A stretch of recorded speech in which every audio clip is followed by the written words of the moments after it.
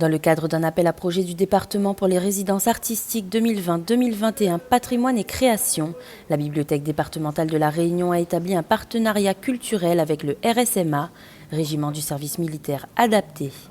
Un projet qui rassemble écriture, collecte de récits de vie, création d'un livre et exposition. On est avec des jeunes qu'on accompagne de manière, avec proximité, avec un programme artistique qui est quand même assez intéressant, que le département a mis en place et qui permet ce dialogue finalement entre des créateurs, des professionnels et j'ai envie de dire des citoyens, qu'ils soient en insertion ou non d'ailleurs, mais pour le coup là ce sont des jeunes en insertion, donc c'est aussi une mission du département d'accompagner l'insertion des jeunes réunionnais. On a essayé de programmer vraiment plusieurs séances distinctes, une découverte de l'atelier de reliure, une découverte d'ouvrages précieux, une découverte du magasin et forcément une découverte de l'édifice.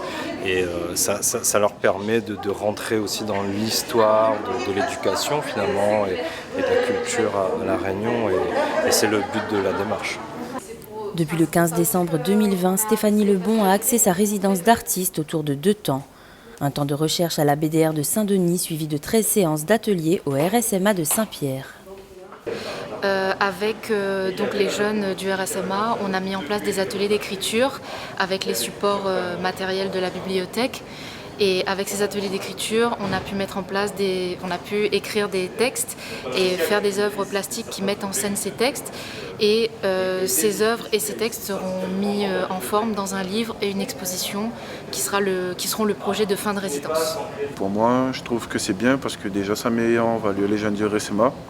Ça montre qu'on n'est pas que des gens têtus qui n'ont pas envie de travailler, au contraire. Il y a des gens qui ont envie de réussir, qui ont envie d'aller de l'avant. Et moi je trouve que c'est une bonne chose qu'ils nous ont mis sur ce projet parce que ça met un peu en valeur le RSMA et les jeunes aussi.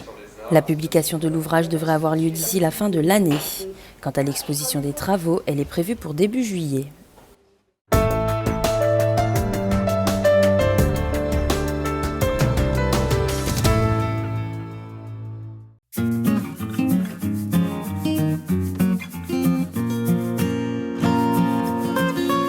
Nous sommes à Commune Prima et je vais vous raconter une histoire. Nous sommes dans les années 60 et il y avait à cet endroit-là le plus vilain bidonville de la région. Les ordures ménagères étaient déchargées ici et les gens qui vivaient ici s'approvisionnaient dans les ordures ménagères en triant les ordures ménagères pour pouvoir vivre. Il y avait 800 personnes à cet endroit-là. La départementalisation avait déjà 20 ans, mais on était très très loin du niveau de développement qui était espéré par les promoteurs de la décentralisation, c'est-à-dire l'objectif étant de faire des départements d'outre-mer, des départements comme les autres. Et ce qui a renforcé le caractère difficile de cette départementalisation, c'est la migration rurale. Les familles qui étaient dans les zones rurales et qui avaient un peu de mal à vivre de leur travail se sont agglutinées autour des villes et ont constitué une ceinture de bidonvilles autour des villes, pas seulement à Saint-Denis mais dans l'ensemble de l'île. Pour prendre le cas de Saint-Denis, il y avait le centre ancien qui était bien quadrillé avec des maisons normales, etc. Et tout autour du centre ancien, du bas de la rivière jusqu'au Chaudron, une ceinture de bidonvilles qui représentait plus que la moitié de la population. Il y avait extrême urgence, d'une part sur le plan sanitaire, d'autre part sur le plan social pour que ces gens aient un minimum de revenus, d'autre part sur le plan de l'éducation, puisqu'il n'y avait pas d'école pour tout le monde, et enfin sur le plan du logement, puisque les conditions de logement étaient détestables. On s'est mis à construire beaucoup, grâce au FIDOM en particulier, mais grâce à plein d'opérateurs qui se sont lancés à ce moment-là, comme la CIDRE ou les HLM. Et donc on a construit, comme ici, des immeubles en R+3, R+4 pour loger le plus grand nombre de personnes possible, les sortir des bidonvilles pour pouvoir réaménager derrière et faire sur les anciens bidonvilles des opérations de réhabilitation. Il fallait y aller massivement et c'est ce qui s'est fait pendant les années 60 et 70. L'objectif dans ce quartier-là, c'était de faire un mail central sur lequel on trouve des équipements, beaucoup d'espaces verts et beaucoup d'équipements sportifs, et autour de mettre des logements de façon relativement dense pour que la population puisse avoir accès et aux espaces verts et aux équipements sportifs à proximité immédiate. La génération des jeunes actuels ne se rend pas très bien compte de ce qu'était la Réunion il y a 30, 40, 50 ans. Et c'est un peu dommage, parce que lorsqu'on veut décider de là où on veut aller, il faut savoir d'où on vient.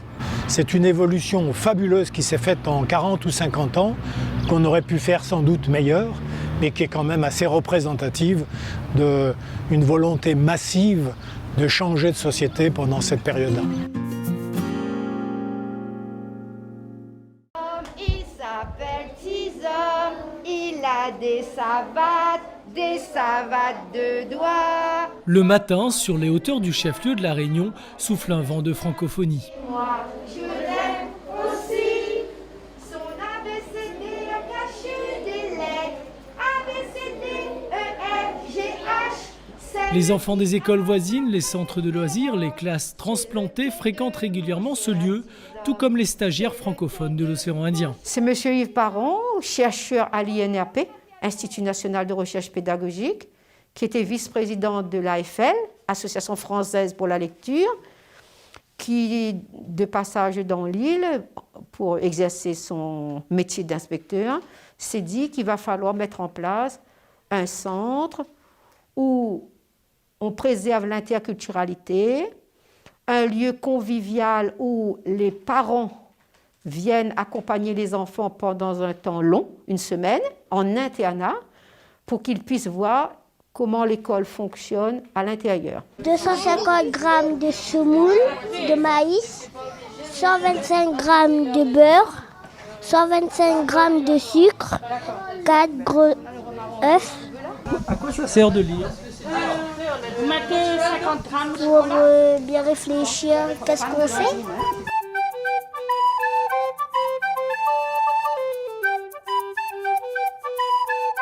Qui n'a pas eu de livre ? Qui n'a pas eu de livre ? Cette vente à l'étalage d'un monde merveilleux passe par le contact du livre. Avec des images qui parlent de Maurice, de Seychelles, de Madagascar et de la Réunion. Voilà.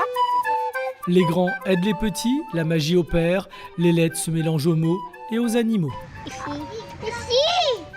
Cargo là. C'est Louis ? Oui. Donc c'est un lieu qui marie l'éducation formelle et l'éducation informelle dans le but de maîtriser, d'aider les enfants à maîtriser la langue française. Ici, on a notre exposition Aimé Césaire, le père de la négritude, avec son ami Sangor. C'est un peu révélateur de ce que nous faisons.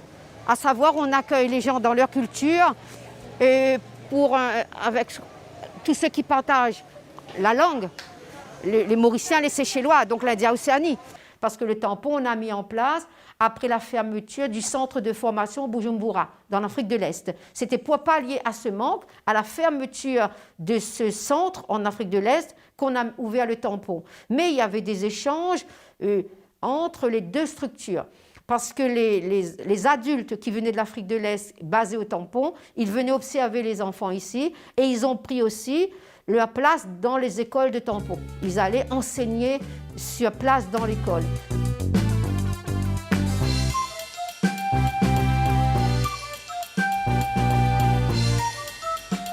Le Centre local de France Éducation Internationale œuvre donc pour le renforcement de la langue française dans la zone, en Afrique australe, en Afrique orientale et également travaille dans l'océan Indien. Nous menons des actions de formation en direction des professeurs de français langue étrangère, en direction des alliances françaises et ambassades donc, de la région. Donc là, on est dans le bureau d'Anne-Charlotte. Anne-Charlotte qui a bénéficié des formations de France Éducation Internationale par le passé, qui aujourd'hui est chargée de programme chez nous au centre local. Via les réseaux d'alliances francophones et avec l'accompagnement du département, en CUI ou en volontaire de solidarité, elle a connu Madagascar, le Mexique, Taïwan, l'Australie et l'Afrique du Sud. Après avoir été bénéficiaire aujourd'hui, elle développe les programmes pour la francophonie. Ça fait maintenant plus de 6 ans. Et donc maintenant, je travaille sur des projets justement pour développer la francophonie. Là, on travaille sur un projet avec le Kenya, donc qui consiste à former des enseignants de français dans le primaire et le secondaire. Donc on sera amené à envoyer des experts de l'île de la Réunion au Kenya.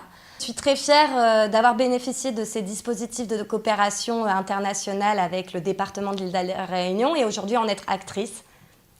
La dynamique de la francophonie à La Réunion est très particulière car elle réunit autour de la table beaucoup d'interlocuteurs. Le Centre local de France Éducation Internationale, mais également l'Université de La Réunion qui nous héberge, l'Académie de La Réunion qui met à disposition des postes, mais également mobilise des experts et des intervenants, et également d'autres établissements d'enseignement supérieur. Donc c'est tout un écosystème en faveur de la langue française qui agit ici à La Réunion. En temps normal, cet outil est une véritable plateforme collaborative de formation francophone. Aujourd'hui, nos sessions de formation sont principalement en ligne du fait des contraintes sanitaires de déplacement. Je pense que la langue française, c'est avant tout un trait d'union entre les gens et ça, cela se fait au travers de la rencontre. Donc j'espère que 2021 permettra de réinitier cette rencontre. On descend. Allez, maintenant, on me suit. Ce département français et européen placé au cœur de l'océan Indien a donc son réseau d'outils de formation à la francophonie. Une trace de la coopération, c'est l'histoire de la maison. Ce sont les femmes malgaches qui sont venues pour leur formation et le soir, avant de se coucher, elles brodaient les abécédaires pour le centre. C'est notre histoire qui est là. Donc ça veut dire que ces deux structures étaient complémentaires, qui répondent à la francophonie. Pourquoi? Parce que c'est un espace de liberté. La francophonie, c'est la culture. On vient avec sa culture, ses préoccupations, ses rêves, son imaginaire, ses obsessions. Et on a la langue française en commun. 2021, on fête les 100 ans de Baudelaire. Souvent, pour s'amuser, les hommes d'équipage prennent des albatros. Le français, point d'accroche de la multiculturalité de l'India-Océanie. Ces outils prouvent que c'est possible et qu'ensemble, ils préparent l'avenir de cette région du monde. Lire, c'est l'affaire de tous. Donc, un lieu qui nous permet de se réunir, questionner et tenter de trouver ensemble des questions, ces outils comme ça doivent être portés par tout le monde.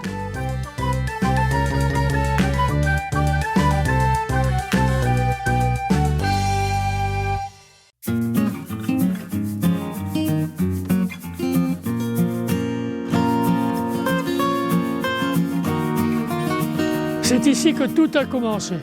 Et je vais vous raconter une partie de l'histoire du tourisme à La Réunion. En 1946, à la départementalisation, j'ai 18 ans. Départementalisation, on ne savait pas ce que ça voulait dire, très honnêtement. On nous les a expliqué qu'il y avait ceci, qu'il y avait cela qui allait changer, notamment dans la perception des impôts et des charges sociales. À dire bien vrai, pas toute la Réunion qui était pour. Hein. Mais très vite, on a vu l'autre côté qui arrivait, la lame de fond avec ses aides, etc. Et puis, tout est rentré allé très vite. C'est le premier fanion de la Mauritius. Ensuite, c'est la France et ensuite, il y a Madagascar. C'est le développement, purement et simplement. Je me suis dit que ça n'est que dans le tourisme qu'on trouvera quelque chose. Avec mon beau-frère, on a beaucoup parlé de ça. Et puis j'ai été très ami de tous les grands patrons du tourisme à Maurice, Mingard et compagnie. Et eux, je voyais qu'eux, ils étaient dans le sucre. Leur argent était dans le sucre.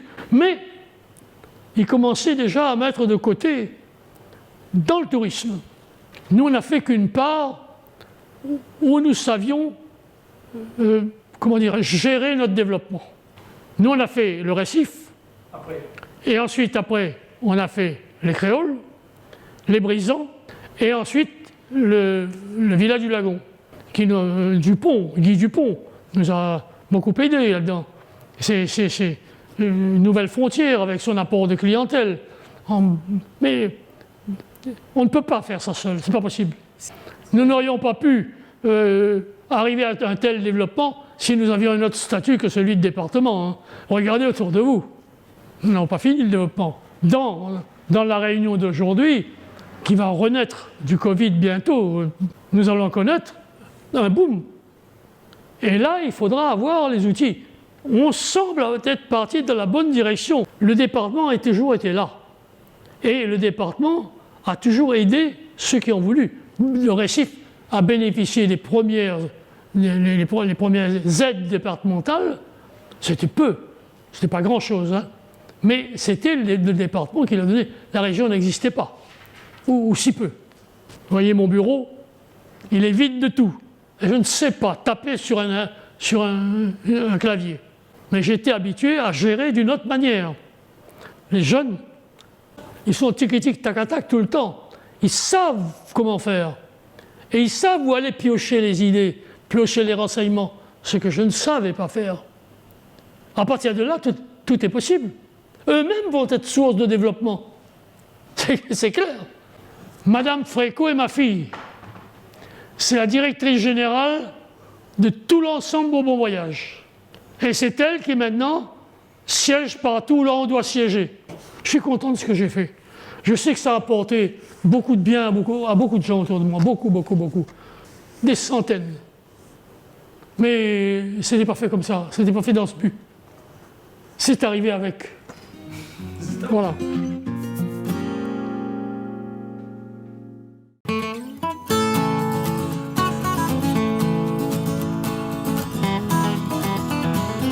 Elles font partie de nos paysages et en temps de sécheresse, elles représentent l'une des solutions de sauvegarde du monde agricole et notamment dans les Hauts. Avec ce développement agricole des Hauts, les 250 retenues collinaires individuelles représentent une des solutions à l'irrigation.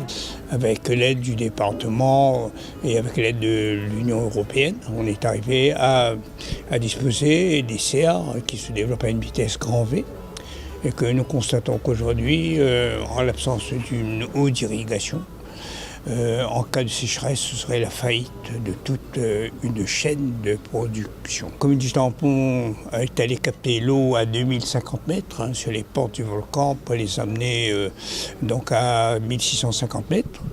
Le président du département, le conseil départemental nous a suivis et aujourd'hui on montre bien que l'eau devient une arme pour terrasser la sécheresse. Nous n'avons pas d'autre solution que celle-là. Raison pour laquelle le département de La Réunion a signé avec la commune du Tampon un accord cadre de rénovation des retenues collinaires individuelles dégradées ainsi que l'acquisition de réservoirs d'eau. Un outil essentiel pour un monde agricole contraint et fortement concurrencé. Le Tampon pilote la mise en place de cette convention départementale et notamment dans des lieux comme ici, une antenne de la Chambre d'agriculture. Parce que ça coûte extrêmement cher d'entretenir tout ce qui dit la bâche pour l'agriculteur, ça revient cher sur l'exploitation.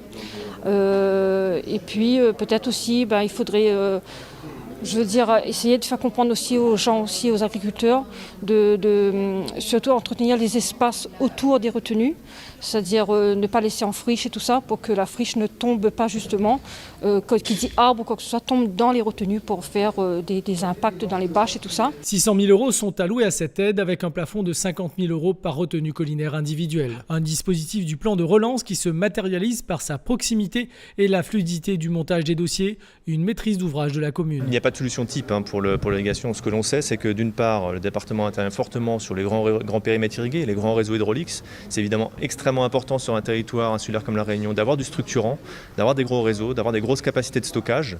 À l'heure actuelle, c'est à peu près 16 000 hectares irrigués sur 43 000 hectares de surface agricole utile. Donc c'est déjà plus d'un tiers de la surface qui est irriguée grâce aux ouvrages départementaux. Mais ce n'est pas la solution idoine pour tous les territoires. On s'aperçoit que dans les Hauts, dans les secteurs enclavés, isolés, on ne pourra pas amener des périmètres irrigués, des gros réseaux d'irrigation comme on le fait sur le reste de l'île. Donc le stockage semi-collectif ou individuel est effectivement une des solutions qui permet aux agriculteurs d'avoir un stock d'eau. L'agriculture se modernise, les territoires changent. L'adaptation est aujourd'hui essentielle pour appréhender l'avenir de la filière.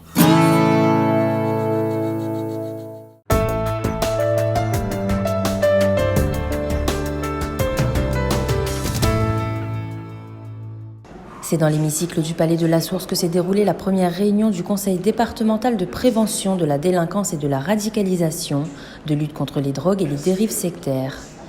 Une réunion de travail animée par le préfet de la Réunion en sa qualité de président et du président du département ainsi que du procureur de la République en leur qualité de vice-président. Les deux axes prioritaires, c'est la prévention du basculement dans la délinquance des 10-13 ans. Et ça passera par l'échange d'informations accrues au sein justement des CLSPD, y compris nominatifs, dans un cadre sécurisé d'échange d'informations pour lutter, par exemple, contre le décrochage scolaire, qui est un élément très important à prendre en compte. Le deuxième, c'est une constante, mais nous continuerons, je dirais plus que jamais, de le prendre en compte, c'est mieux prévenir, mieux lutter contre les violences intrafamiliales. Et ça passe effectivement, je dirais bien sûr, dans la poursuite de la lutte contre les violences faites aux femmes, mais pas que, puisque nous souhaitons aussi faire de la lutte contre les violences à l'encontre des personnes âgées une priorité. Et puis, dernier point, nous avons, je dirais, défini un axe pays. Ça sera le troisième axe, un axe pays. Et là, pas de surprise, puisqu'il s'agira de lutter contre l'alcool et l'usage des stupéfiants et de réduire la place de l'alcool dans l'espace public. Pleinement engagée dans ce conseil, la collectivité départementale chef de file de l'action sociale accompagne les publics vulnérables et réalise également des actions de sensibilisation pour lutter contre les addictions, un des thèmes abordés ce jour. Notre évolution, c'est celle qui est liée à l'évolution des stupéfiants consommés à La Réunion. Historiquement, on consommait du Zamal et des médicaments qui étaient détournés. Depuis 4-5 ans, on voit une arrivée relativement importante, essentiellement par avion, mais aussi par bateau. Et une très belle affaire conduite par la douane et la gendarmerie il y a quelques jours le démontre. Vous avez maintenant de la cocaïne, de la résine de cannabis et de l'ecstasy et autres MDMA qui sont consommés par toutes les tranches sociales, hommes et femmes, souvent liés à de l'alcool. Donc là, on a un risque effectivement d'addiction. Et quand vous êtes un consommateur habituel de ce type de stupéfiants, pour financer votre consommation, vous risquez de commettre des faits graves d'atteinte aux biens ou aux personnes. Ça, c'est des phénomènes qu'on connaît déjà en métropole, qu'on connaissait rarement ici. À l'issue de cette réunion, un travail collaboratif sera initié avec l'ensemble des acteurs afin d'élaborer un plan local de prévention de la délinquance répondant aux spécificités du territoire. Il sera adopté en juin à l'occasion de la prochaine réunion du Conseil départemental de la prévention de la délinquance.